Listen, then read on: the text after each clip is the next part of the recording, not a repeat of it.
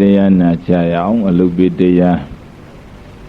တရားနာရင်းနဲ့ဝိပဿနာရှုမှတ်ပွားများရမယ်ကျေးဇူးတော်ရှင်ပုဂ္ဂိုလ်ဆရာတော်ဘုရားကြီးကနာကတရားနာပါတဲ့နာကတရားနာတာကသိအောင်ဟောတော့သစ္စာဉာဏ်ရတာပေါ့လုံနီးကိုင်နီးရှုနီးဉာဏ်ကတော့ခန္ဓာကိုယ်လှဲ့ပါတဲ့ဉာဏ်ကခန္ဓာကိုယ်လှဲ့တော့ဘာဖြစ်လဲခန္ဓာရဲ့ကိစ္စတွေမြင်ရတော့ကိစ္စဉာဏ်ရတာပေါ့အဲဒီလိုသစ္စာဉာဏ်လေးရကိစ္စဉာဏ်လေးရတပြိုင်တည်းနဲ့အဲဒီလိုနာလဲနာရှုလဲရှုနာလဲနာရှုလဲရှုရှုတဲ့အခါမှာတော့နာတာပေါ့သွားတာပေါ့နာတဲ့အခါမှာရှုတာတော့ပေါ့သွားတာပေါ့နည်းနည်းသို့တော်လည်းပဲနောက်တော့ကျင်သားရလာတော့အဆင်ပြေလာလိမ့်အဲဒီလိုနာလဲနာရှုလဲရှုတစ်ချက်တည်းနဲ့ပြီးသွားတော့ပိုးပြီးတော့မြင်နေတဲ့သစ္စာဉာဏ်နဲ့ကိစ္စဉာဏ်တစ်ထပ်တည်းကျသွားအဲကြောင့်မလို့တရားနာကတရားနာရမယ်ဉာဏ်ကခန္ဓာလေးရမယ်ကေရမီတို့တရားဓမ္မပေါင်းသူတော်ကောင်းတို့ကိုဒီနေ့ကျေးဇူးဆက်တရားဟောရမှာကမနေ့ကလည်းဝေဒနာအကြောင်းကိုဟောတယ်ဒီနေ့လည်းဝေဒနာအကြောင်းကိုထပ်ပြီးတော့ဟောမယ်ဝေဒနာကလည်းပဲတို့တရားဓမ္မတွေလူတိုင်းခန္ဓာရှိရင်ယောဂရှိတယ်ယောဂရှိရင်ခံစားချက်ဆိုတဲ့ဝေဒနာလာတာပဲဒါမြင့်တကယ်တော့ဝေဒနာဆိုတာကစေတသိက်တရားယောဂဆိုတာကယောဂတွေနှိမ့်ဆက်တဲ့အခါယုတ်တရားတွေကိုနှိမ့်ဆက်တဲ့အခါမှာခံစားချက်ဆိုတာဝမ်းထဲမှာပေါ်တယ်အဲလိုပေါ်တဲ့အခါကျတော့ဒီခံစားချက်ကိုရှုနိုင်မယ်ဆိုရင်တို့တရားဓမ္မတွေဘယ်လောက်ပဲယောဂတွေကြီးအသာလေးသူနေသွားနိုင်တယ်ရှုတတ်မှတ်တတ်လို့ရှိရင်ဒါကြောင့်မလို့သေဘောသေဝသေကံဤမှာဝေဒနာကိုနိုင်အောင်ရှုတတ်တဲ့အကျင့်လေးကိုကျင့်ထားမယ်ဆိုရင်တဲ့သေကံဤမှာသောတပန်လည်းဖြစ်နိုင်တယ်ရာဂနာကယန္တာထိအောင်ဖြစ်နိုင်တယ်အဲဒါကြောင့်တို့ဓမ္မပေါင်းသူတော်ကောင်းတို့ကိုဘုန်းကြီးအနေနဲ့ဒီနေ့ကျေးဇူးဆက်ရမယ်တရားကတတိပဋ္ဌာန်သုတ်ကြီးထဲမှာလာတဲ့ဝေဒနာရှုနည်းလေးနည်းနည်းပြောပါမယ်ဧကာယေနောယံဘေခဝေမေကောတတနံဝိသုဒ္ဓိယသောကပရိဒေဝဒုက္ခဒေါမနတနံအထင်ကမာယအရိဘေယတော့ဝိပဿနာမဲ့ရရင်ဒုက္ခဓမ္မတွေအားလုံးကိစ္စပြီးဝိပဿနာမဲ့ဆိုတာအပြည့်မြင်တဲ့မဲ့ပေါ့အပြည့်တာကအနိစ္စသိတာကမဲ့ကအနိစ္စနဲ့မဲ့နဲ့ကြိုက်အောင်လုပ်နေမယ်ဆိုရင်ဝေဒနာကိုလည်းဝေဒနာမှမသိတော့ဘူးအပြည့်လို့ပဲသူသိတော့တယ်အဲ့ဒါအမြင်မှန်ပဲဝေဒနာကိုဝေဒနာလို့သိနေရင်စိတ်မချရဘူးနာတယ်ဆိုဝေဒနာပစ္စယတဏှာကူးခြင်းကူးမယ်ကောင်းတဲ့ဝေဒနာလေးဆိုသာရမယ်ဆိုးတဲ့ဝေဒနာဆိုပျောက်ခြင်းတဲ့တဏှာပေါ်မယ်ဝေဒနာပစ္စယဒေါသောတဲ့သောကပရိဒီဝဒုက္ခဒေါမနတာတွေဖြစ်လာရင်ဒါလည်းပဲပြိဿသမုပ္ပါလဲသွားတာပဲဝေဒနာပစ္စယမောဟဒီဝေဒနာလေးကိုဥပ္ပခါတစ်ခုခုနဲ့ရှုချလိုက်မယ်ဒီဝေဒနာကိုမကြည့်တော့ဘူးဒီခံစားချက်ကိုမကြည့်တော့ဘူးဆိုပြီးတော့တခြားအာယုန်တွေပြောင်းလိုက်ပြန်လို့ရှိရင်လေဒီဝေဒနာလေးရဲ့ဖြစ်ပုံပြက်ပုံကို तू မမြင်တော့ဘူးဖြစ်တာပြက်တာကို तू မသိတော့ဘူးအဲလိုမသိတဲ့အတွက်ကြောင့်လည်းပဲမောဟဆိုတော့လည်းမသက်သာပြန်ဘူးအစကပြန်လေပြန်ဒါမြင်သူ့ကိုမရှုရင်လည်းခက်မရှုရင်လည်းခက်ဖြစ်ပြမမြင်ပြန်တော့လဲရှုတော့ရှုတယ်ဖြစ်ပြမမြင်ပြန်တော့လဲတဏှာဆက်ရင်ဆက်မဆက်ရင်ဒေါမနတာဆက်အဲလိုဖြစ်နေတော့ဘယ်လုံးမှမသက်သာဘူးသူကအဲတော့သူ့ကိုပဲတခါတည်းထိတ်တိုက်တိုးပြီးတော့သီးခံပြီးတော့ငြိမ်ငြိမ်လေးထားပြီးတော့အပြည့်မြင်အောင်ပဲကြည့်တဲ့နီးတာလင်ပရိစ္ဆာသုံးပါသုံးလုံးပေါ့လေခုနတော့ကအလျာဆက်တာရဲ့ဆုံးဝဆက်တာရဲ့စာဆက်တာရဲ့တဏှာဆက်တာရဲ့သောကပရိဒေဝဒုက္ခဒေါမနတာဆက်တာရဲ့အဝိဇ္ဇာဆက်တာရဲ့အဲဒီသုံးခုလုံးပြတ်နိုင်တယ်ဒါမြင်အပြည့်မြင်တဲ့လမ်းကလွဲ၍ခမည်းတော်မှာဘယ်နည်းနဲ့မှဝေဒနာကိုနိုင်တဲ့နည်းမရှိဘူးဘယ်လောက်ပဲသမားတော်ကြီးတွေခေါ်သက်တာယုံမရှိဘူး တကယ်တကယ်ပြင်းထန်ရင်လည်းမရတော့ပါဘူးအဲ့ဒါကြောင့်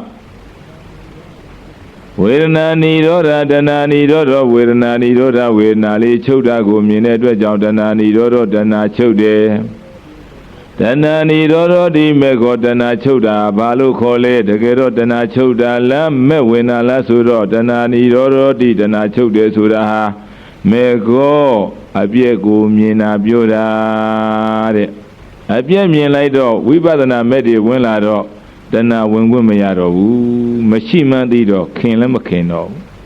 သူနဲ့ပတ်သက်ပြီးတော့လဲစိတ်ဆိုးစရာတွေဒေါမနတာစိတ်မချမ်းသာစရာတွေမရှိတော့နောက်ပြီးတော့သူ့ကိုအပြည့်မြင်လိုက်တဲ့အတွက်ကြောင့်အမှန်ကန်မြင်တဲ့အတွက်ကြောင့်မောဟလည်းဝင်စရာမရှိတော့ဝိဇ္ဇာလည်းပဲမလာတော့ဟောပရိစ္ဆေသုံးပါး၃မျိုးလုံးပြတ်သွားပရိစ္ဆေသုံးပါး၃မျိုးလုံးပြတ်သွားအစ၃ခုပြတ်သွားတယ်ဆိုရင်တော့ဒုက္ခမတွေစိတ်ချလက်ချဖြစ်သွားပြီပေါ့အဲ့ဒါကြောင့်မလို့ဝေဒနာနိရောဓတဏှာနိရောဓတဏှာနိရောဓတိမေခောတဏှာကြီးများချုပ်သွားသလားအောင်မယ်ဘယ်ဟုတ်မလဲပေါ်ခွင့်ကိုမရတော့ဘူးမပေါ်မပေါ်တာဘယ်ချုပ်တော့မလဲဒါကြောင့်အနုပ္ပန္နနိရောဓမပေါ်ဘဲနဲ့ချုပ်နေတယ်အဲ့ဒါဆိုရင်ကိလေသာဈာမညတ်တော့ဘူးပေါ်ပြီးတော့လိုက်ရှုရင်ကိလေသာဈာညတ်အောင်တဏှာပေါ်ပြီးမှလိုက်ရှုတော့ဟောပေါ်သွားတယ်ဆိုတဲ့ကိလေသာဈာညတ်သွားဆိုခြင်းတဲ့စိတ်ကလေးဖြစ်ဖြစ်လိုက်ရှုတော့နောက်ကျသွားကိလေသာဈာညံ့ရင်ဆရာတော်ဘုရားကြီးကြာမယ်ကိလေသာဈာမညံ့ရင်တော့မြန်မယ်တဲ့ဒီလိုပြောတယ်အဲ့ဒါကြောင့်ဒုက္ခဓမ္မတွေကိလေသာဈာမညံ့တဲ့နေရာတော့ပေါ်တိုင်းဝေဒနာလေးတွေကိုအပြည့်မြင်အောင်ကြည့်ပါတဲ့သာရကပြပါဆိုတော့ဘုန်းကြီးတို့ယဟန်အပါ30မြတ်စွာဘုရားထံမှာကာယ ानु ပဒနာယုတ်ကိုရှုနည်းဝေဒနာ ानु ပဒနာခံစားချက်တွေကိုရှုနည်းစိတ် ानु ပဒနာစိတ်တွေကိုရှုနည်းဓမ္မ ानु ပဒနာဖြစ်ပြမြင်တော့ဒုက္ခသစ္စာထင်တဲ့ရှုနည်းဒီအဲ့ဒါတွေကိုမြတ်စွာဘုရားထံမှာသင်ပြီးတော့ယဟန်အပါ30ဟာတော်ထဲမှာသွားပြီးတော့အတူတကွသူတို့ကျင့်ကြတယ်တဲ့အတူတကွကျင့်တော့တလကျင့်လိုက်တာလဲသိပြီးတော့မထူးစုပေါင်းကျင့်တာဟုတ်စကားတွေပြောဘာတွေပြောဆိုတော့အာယုန်နေများတော့တရားကသိမထူးဘူးဖြစ်တောင်ကြီးမြောက်ကြီးသူကြီးကိုကြီးဆိုတော့လဲတရားကမထူးဖြစ်အဲ့တော့မထေရီလုပ်တဲ့ဘုရားငါရှင်တို့တဲ့ဒီလိုရှုနေတော့တို့ထူးမှာမဟုတ်ဘူးတဲ့အဲ့တော့ကဲတယောက်နဲ့တယောက်မတွေ့စတန်းတွေ့ရင်လည်းစကားမပြောစတန်းဥပုပ်ပြုတာတို့ကံကြီးကံငယ်ဆောင်းတာတို့တိမ်တက်တာတို့ကလွဲ၍စကားမပြောကြနဲ့ကွာတယောက်နဲ့တယောက်လည်းအတူတူမနေကြနဲ့နှစ်ယောက်အတူတခါတည်းဂတိကကိုယူပြီးတော့ယဟန်အပါ30လောက်သူတို့တခါတည်းတယောက်ကခြုံထဲမှာသွားကျင့်တယောက်ကကြောက်ထဲမှာသွားကျင့်တယောက်ကသစ်ပင်အောက်မှာတယောက်ကဂူထဲမှာတယောက်ကသစ်ခေါင်းထဲမှာအစရှိသဖြစ်ပေါ်လေတင့်တော်တဲ့တပါးနဲ့တပါးမမြင်ရအောင်စကားမပြောမိအောင်ဆိုပြီးတော့တယောက်ဒီနေဤ6တွင်ပြုလေယောဂီမဆိုတဲ့အတိုင်းတယောက်တည်းနေတဲ့အကျင့်နဲ့ကျင့်ကြသည်အဲလိုကျင့်လာတော့15ရက်မြောက်တဲ့နေ့ကြတော့သုဘုတ်ပြုရတာဟုတ်ဒါတန်ဃာတော်ရဲ့ထုံးစံသုဘုတ်ပြုတဲ့နေ့ကြတော့တန်ဃာတွေရော့4-5-8ပါလောက်ရော့ငါရှင်တို့တန်ဃာတော်တွေရော့နေပါလားဘယ်ကိုယ်တော်တွေလည်းမသိဘူးအခြေအနေကဲခတ်စမ်းမအောင်ဆိုတော့လိုက်ပြီးတော့ကဲခတ်တော့ကြားချီရလဲတွေ့ရတယ်တချို့သင်္ကန်းတွေလည်းကြံခဲ့တယ်သွေးစသွေးနာတွေလည်းတွေ့ရတယ်ဩကြားဆွဲပြီးနဲ့တူတယ်တနေ့နှစ်ပါးနှစ်ရက်ကိုတစ်ပါးလောက်နှစ်ရက်ကိုတစ်ပါးလောက်ဒီလိုများဆွဲနေပြီးနဲ့တူတယ်ဒါကြောင့်မလို့5-8ပါးရော့သွားတယ်ဒီဥပုပ်ပါ15ရက်အတွင်းမှာ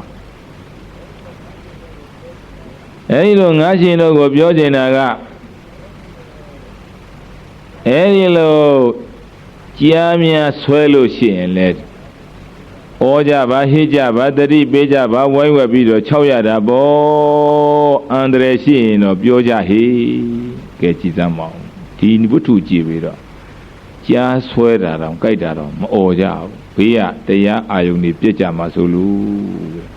ဘေးရတန်ဃာတွေတရားတကယ်တမ်းအထုံးတဲ့ပုဂ္ဂိုလ်တွေဖြစ်ပြနေမယ်နဲ့ကြိုက်တဲ့ပုဂ္ဂိုလ်တွေအာယုန်ပြတ်သွားရင်ဓမ္မန္တရေဖြစ်မယ်တရားအန္တရာယ်ပေါ့အဲဒီတရားအန္တရာယ်ဖြစ်မှာဆိုလို့ကြည်စမ်းမအောင်ကြားဆွဲတာတော့မှပဲမအော်ကြဘူးမဟစ်ကြဘူးတဲ့အသေးခံပြီးတော့သူတို့သွားကြတယ်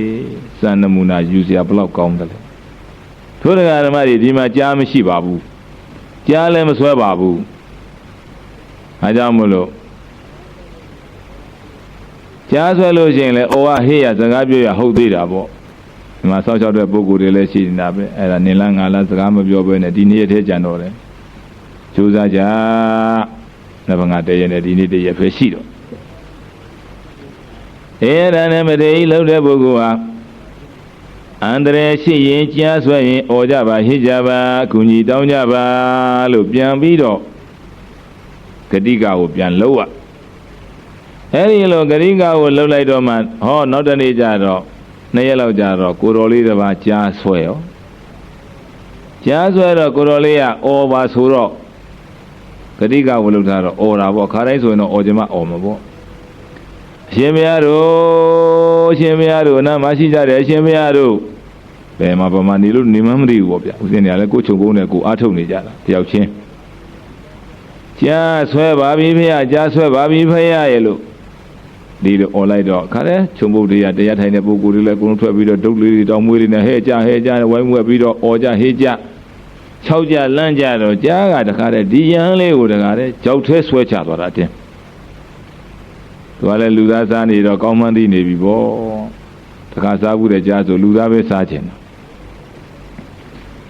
အဲ့ဒါနဲ့တို့တရားဓမ္မပေါင်းသူတော်ကောင်းတို့တရားတွေကြောက်တဲ့ဆွဲချသွားတော့ယဟန်နေရတပတ်မှမလိုက်နိုင်တော့ဘူးကြောက်ကြီးတဲ့ဆွဲချသွားအဲ့တော့ကဲဒီတိုင်းတော့မလုပ်ကြနဲ့ကွာအော်အပ်ပြီးတော့ပြောကြပါအောင်သတိပေးကြပါအောင်ဓမ္မတရားအထုတ်တဲ့ပုဂ္ဂိုလ်တွေကသတိတစ်ချက်ပေးလိုက်လို့ရှိရင်တော်တော်တန်ဖိုးရှိတယ်အဲ့ဒါနဲ့ဝိုင်းပြီးတော့သတိပေးတယ်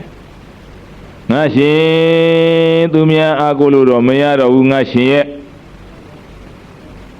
မိမိတရားသာလည်းအာကိုပါတော့မိမိကိုမိမိအာကိုပြီးတော့တရားသာရှုပါတော့အရှုံးနဲ့အမျက်ရအောင်တရားသာရှုပါတော့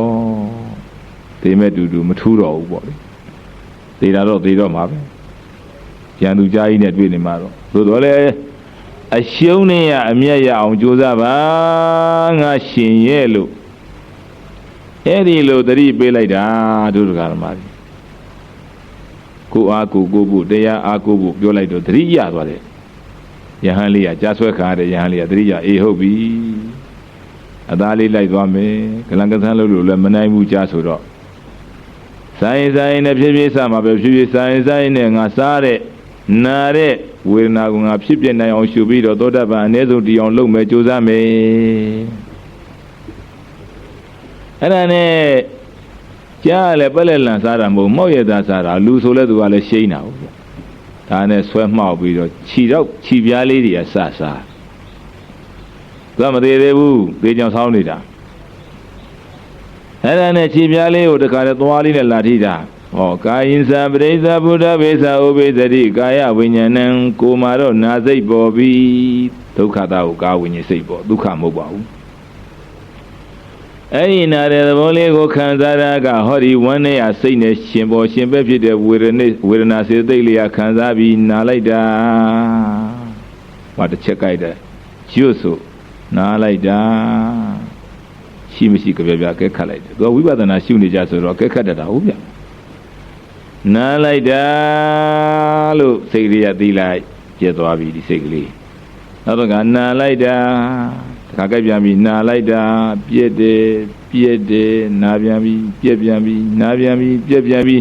ကြားကိုလည်းသူအာယုံမထားတော့သူ့ခြေထောက်ကိုလည်းအာယုံမထားတော့ဝေဒနာပဲအပြည့်မှုလေးအာယုံထားပြီးရှုအဲဒီလိုခံစားချက်လေးကိုဝေဒနာလေးကိုရှုရင်နဲ့ခြီမျက်စိနှစ်ဖက်လုံးစားလဲစားပြီးရောခြီမျက်စိလည်းရောက်တော့သောတပန်တည်တဲ့ကဲဝိပဿနာသမားတွေကနော်သေကံဒီမှာကြာရင်တကယ်ကိုဖြစ်တတ်တာပဲတကယ်ကိုဖြစ်အခုဒါပေါ့တန်တန်နဲ့လုပ်ရင်လုပ်အဲ့ကြတော့သေတော့မယ်လို့သိရင်တော့လေးလေးစားစားတကယ်လုပ်တာပဲဗျဝိပဿနာသမားတွေအဲကြောင့်ဝိပဿနာသမားတွေအထင်သေးလို့မရဘူးခြ ရှင်မြတ်စီလဲစားပြီးရောဝေဒနာရှုရင်နဲ့ဖြစ်ပြမြင်ဖြစ်ပြမုံဖြစ်ပြဆုံးပြီးတော့သောတာပန်တည်သွားတယ်ဆက်စားတယ်ဟောဒုကောင်းလဲရောက်တော့သရဂံတည်တယ်ဝေဒနာပဲသူရှုနေရတာဒုက္ခဝေဒနာ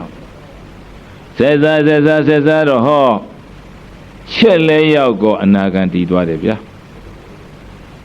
နှလုံးhóaသရနှလုံးအိမ်မှာမစားသေးတော့သိတဲ့စိတ်ကလေးကရှိသေးတာဒါနဲ့ဆက်ရှုလိုက်တာနောက်ဆုံးကြတော့ဟာရယနှလုံးအိမ်စိတ်တည်တဲ့ဟောဒီဝေဒနာခံစားချက်ကလေးတည်တဲ့မနောဓာတ်တည်တဲ့နှလုံးအိမ်လဲစားမလို့လဲကြောင်အဲ့ဒီမှာတတိထားဝရိယစိုက်ပြီးပိုးပြီးတော့ဖြစ်စိတ်အောင်ရှုလိုက်တာတစ်ချက်တည်းလေးကဆုံးပြီးတော့အရတ္တမေအရတ္တဖို့တည်လဲတည်ရောဟောကြားလဲစားလိုက်တော့အရှုံးနဲ့ကအမျက်ရသွားတယ်အရှုံးနဲ့အမျက်ရသွားတယ်ဒါကြောင့်ဒုက္ခဓမ္မတွေဒုက္ခဒေါမနတနာအထင်ကမာရတဲ့ဧကယေနောအယံဘိက္ခဝေမေခောခြေသားတို့အပြည့်မြင်တဲ့မဲ့ဝိပဿနာမဲ့ဆိုတာဟာ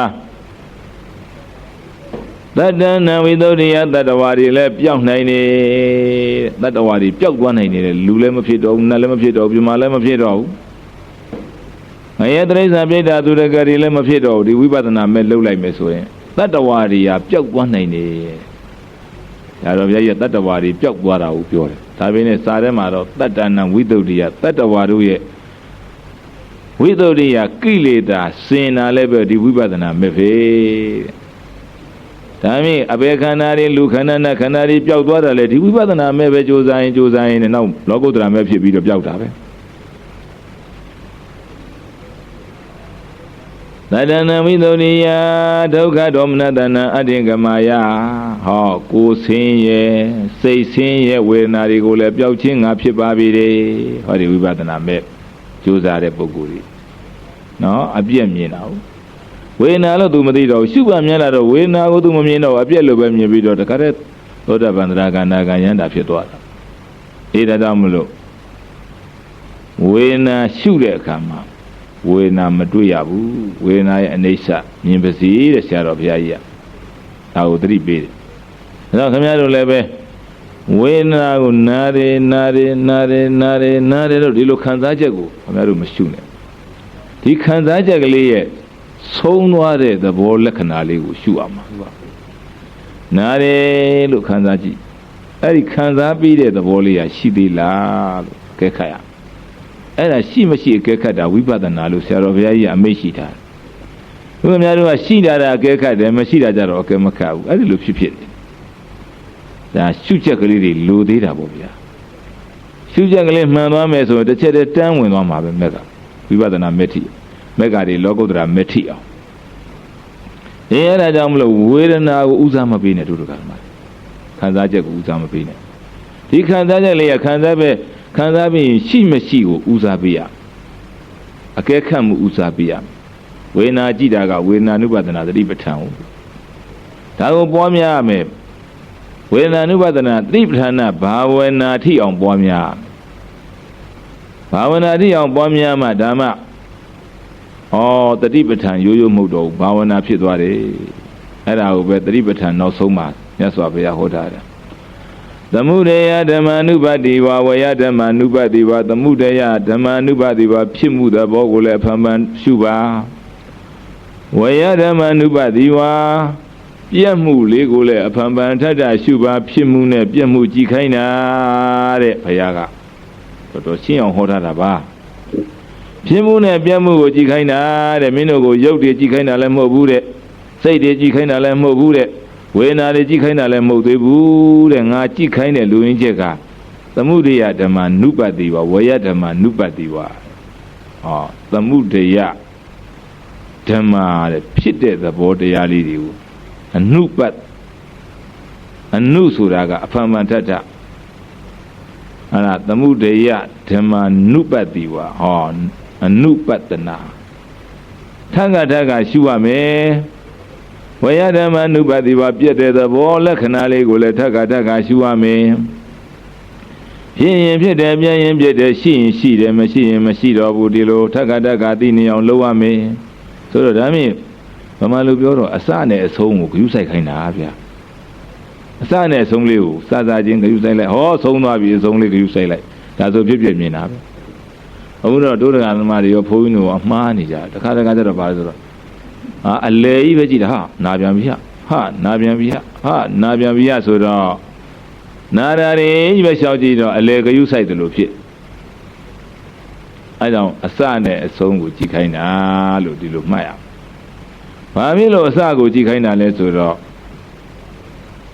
အစအဖြစ်ကိုဖြစ်တာမြင်မှလည်းပြက်တာမြင်တော့မှာပေါ့ဒါရင်စစချင်းအစကိုကြည့်ခိုင်းတဲ့ဥစ္စာကအကြောင်းမကင်းလို့ဖြစ်တာလေကိုသဘောပေါက်အောင်ကြည့်ခိုင်းတာဒါဥစ္စေရာဒိဋ္ဌိပြုတ်အောင်ဆိုပြီးကြည့်ခိုင်းတာအဆုံးကိုကြည့်ခိုင်းတာက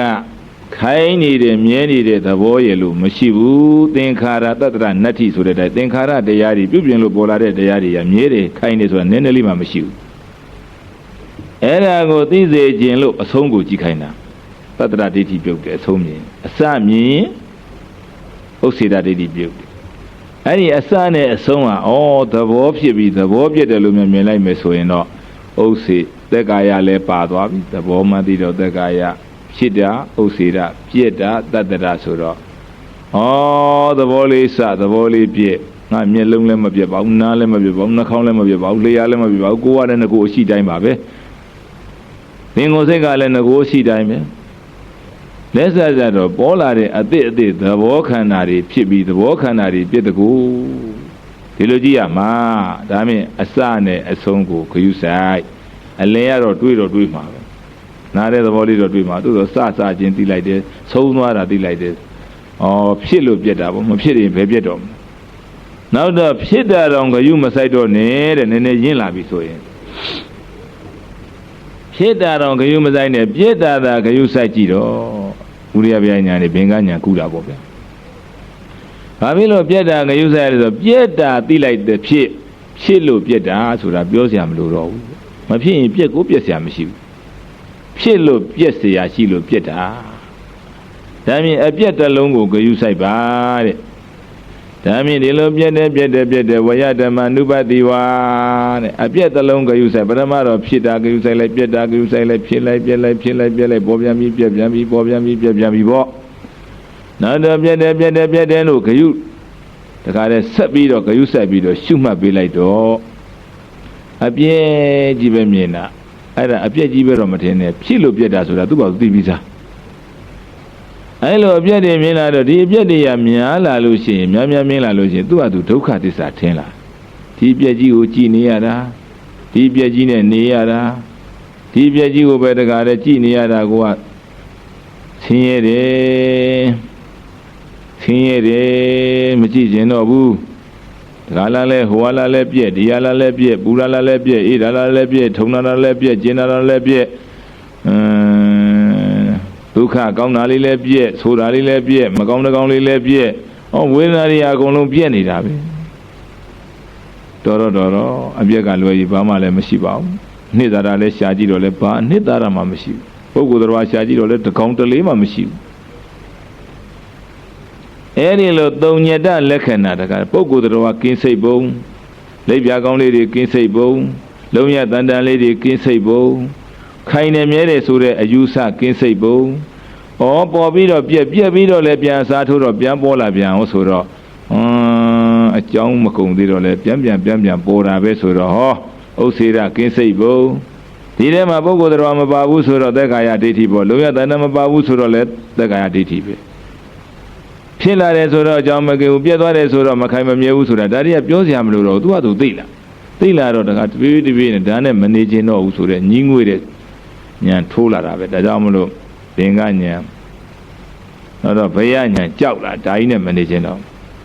အာရိယညာအပြစ်တွေမြင်လာတယ်ဒီဖြစ်ပျက်ပေါ်ကြည်နေရတဲ့ဥစ္စာခန္ဓာကြီးရှိလို့ဒီဖြစ်ပျက်တွေရှိလို့ဒီဒုက္ခတွေပေးနေတာပဲအပြစ်တွေနှိမ့်ဆက်ပုံတွေတွေ့တော့လဲမြင်တာပေါ့နေဗေဒညာညီးငွေလာတာပဲတခါနောက်ဆုံးကြတော့ဒါကြီးနဲ့မနေခြင်းတော့ဘူးဒါကြီးနဲ့နေလို့လည်းမဖြစ်တော့ဘူးဆိုတော့ညီးငွေတယ်ဆိုတော့ဤဆုပ်ဆုပ်မကြည့်ခြင်းတော့ဘူးသူဒီလိုဖြစ်လာဒါတော့ကမောဇိတုကမြတ်တညာဆိုတော့ဓာကြီးကိုငါလွတ်အောင်ဘယ်နဲ့လွတ်အောင်ပါဒီဖြစ်ပျက်ကိုဆုံးအောင်ဘယ်နဲ့လွတ်အောင်ပါမလဲဒီဖြစ်ပျက်ကိုသိအောင်ဘယ်နဲ့လွတ်အောင်ပါမလဲဘယ်နဲ့မှမလုံးနဲ့ မုံစီတုကမြတ်တညာပဲပဋိသင်္ခါညာတဖန်ထက်ရှုစူးစူးဆိုင်ဆိုင်တာကြည့်မှာပဲလွတ်မှာပဲအတိမကုံသေးဘူးခေါ်ရတာအတိမကုံသေးရင်မလွတ်သေးဘူးဒါပေမဲ့အတိစိတ်စိတ်နဲ့ပြန်တဖန်ထက်ရှုလိုက်တော့မှတော်ပြီဒီသင်္ခါရတော့ငါဥပ္ပခါရှုတော့မယ်ဆိုတဲ့ညာရလာသင်္ခါရုပ္ပခါညာဒါနဲ့သင်္ခါရုပ္ပခါညာတော့ဖြစ်ပျက်ကို तू မကြည့်ခြင်းပဲနဲ့ညာဦးလေးကဟိုဘက်လှည့်လိုက်မကြည့်ဘူးဆိုမဲရှေ့လိုက်ပြသေးတာနောက်တစ်ခါမကြည့်ဘူးနောက်တစ်ခါမကြည့်ဘူးလိုက်ပြမကြည့်ဘူးလိုက်ပြမကြည့်ဘူးလိုက်ပြမပြတဲ့ဖြစ်ပျက်ကလည်းဒီနေရာမှာသူ့မကြည့်ခြင်းဘူးဆိုတော့တင်းလိုက်ပြတယ်အခုတော့မြင်ခြင်းနဲ့ဆိုတာတော့မနဲ့လိုက်ရှားနေရတယ်ကွညာနှုတ်သေးတော့ညာရင်တော့တခါသူ့ကြည့်ခြင်းနဲ့ဆိုတာတော့မှပဲမရဘူးမကြည့်ခြင်းဘူးဆိုတာတော့မရဘူးနောက်တော့မှတကယ်မကြည့်ခြင်းဘူးဆိုတဲ့ညာပေါ်လိမ့်မယ်အဲ့ဒီညာလဲပေါ်တော့တခါတဲ့အနုလောမညာယပရိကံဥပ္ပစ္စအနုလောဆိုတာဒါအနုလောမညာကိုခေါ်တာပါပဲစလို့သုံးတော့အဲ့ဒီညာလဲကြလာရောလျော်တဲ့ညာလဲကြလာရောတော်ပြီဆိုတဲ့ညာလဲကြရောတခါဖြတ်ဆိုမလိုလဲမလိုခြင်းရောဖြစ်ပျက်ကတကယ်ကိုမလိုခြင်းတကယ်လေးထည့်ထားအောင်တောင်းမလိုခြင်းလို့တော့မပြတ်သေးဘူးသူကတကယ်ကိုမလိုခြင်းတော့ဘူးဆိုတော့တဏှာလဲတရောတဏှာဏီတော့ဖြစ်ပျက်ခန္ဓာဏီတော့ဖြစ်တာပဲတဏှာလဲချုပ်ကောဖြစ်ပျက်ချုပ်ဖြစ်ပျက်ချုပ်တာပါလဲနိဗ္ဗာန်အဲကြောင့်တဏှာဏီတော့နိဗ္ဗာန်လို့ဒီလိုလဲဆိုကြတယ်ဒါအကြောင်းတတ်လို့အကျိုးရတဲ့ပုံစံမျိုးကိုဆိုတဲ့စကားလုံးခေါ်တယ်တဏှာဏီတော့နိဗ္ဗာန်ဒါခင်ဗျားတို့ခန္ဓာကိုယ်ကြီးကိုရှင်းနေတယ်အထိမခံနိုင်ဘူးဆိုဘယ်တော့မှဒီဖြစ်ပျက်ကမချုပ်ဘူးတာမှတ်တာဖြစ်ခြင်းရဖြစ်ဟဲ့ဆိုပြစ်တာတဏှာကြီးစွန့်နိုင်တဏှာကြီးကျိုးရှိတယ်နှစ်နာရီစွန့်နိုင်နှစ်နာရီကျိုးရှိတယ်သုံးနာရီစွန့်နိုင်ရင်ပိုးကျိုးရှိအဲ့လိုစွန့်ပြီးတော့ကိုတခါတည်းလှုပ်လိုက်ရဒါမှတဏှာသိတာအကြောင်းတတ်တော့မှအကျိုးရတယ်ဆိုတာခန္ဓာကအကျိုးတရားမို့လားဖြစ်ပျက်ကအဲ့ဒီဖြစ်ပျက်ကြသွားတာပေါ့ဒါမြင်တကယ့်ကိုမလို့ခြင်းမဆုံးနေတဲ့ဆရာတော်ဘုရားကြီးဒီလိုမရှိဒါကြောင့်ဒုက္ခဓမ္မတွေအဲ့ဒီလိုတကယ့်ကိုဒီဖြစ်ပျက်နဲ့မလို့ခြင်းဘူးဘယ်ခန္ဓာမှမလို့ခြင်းနဲ့ဉာဏ်အဲ့ဒီဉာဏ်ပေါ်အောင်ကြိုးစားရလိမ့်မယ်အဲ့ဒါလိုနေတယ်အဲ့ဒါစွန့်ရဲတဲ့လူကမြန်ရတယ်ဒါကြောင့်မလို့သတ္တရသမားနဲ့ဥစ္စေရသမားနှစ်ယောက်ရှိရင်သတ္တရသမားကြာတတ်တယ်သူကတွန့်အပေကြအောင်လည်းသူကမလုပ်ရဲဘူးလူချမ်းသာနဲ့ချမ်းသာတယ်တော့ခံစားခြင်းတယ်အထိမခံနိုင်ဘူးခန္ဓာကိုယ်သာယာလေးနဲ့စိတ်ကြနေကျင်တာပေါ့သတ္တရသမားဥစ္စေရသမားကတော့ရောက်စရာရှိလဲအပေရောက်လုံးမယ်ကွာမကောင်းတဲ့ဘက်ကကောင်းတဲ့ဘက်လုံးမယ်ဆိုလဲနိဗ္ဗာန်ရောက်အောင်အပြတ်ချမယ်ကွာဒီလောက်ခန္ဓာကိုယ်ကြီးချင့်တယ်လို့ဘယ်ဖြစ်မလဲဆိုအဲ့ဒီလိုကြိုးစားတယ်အဲ့တော့ဒုက္ခဓမ္မတွေလည်းပဲကြိုးစားပါအခုနတော့ဝိထုလေးလိုပေါ့အရှုံးနဲ့အမြတ်ရအောင်ခင်ဗျားတို့ခန္ဓာကိုယ်ကြီးကတော့အရှုံးတရားကြီးပဲတဖြည်းဖြည်းအိုလာပြီးအိုရည်နာတော့မယ်နာပြီးတော့သိတော့မယ်ဘယ်မှာမြတ်ရှိလို့ဆုံးတဲ့ရှုံးဖို့ပဲရှိတော့တယ်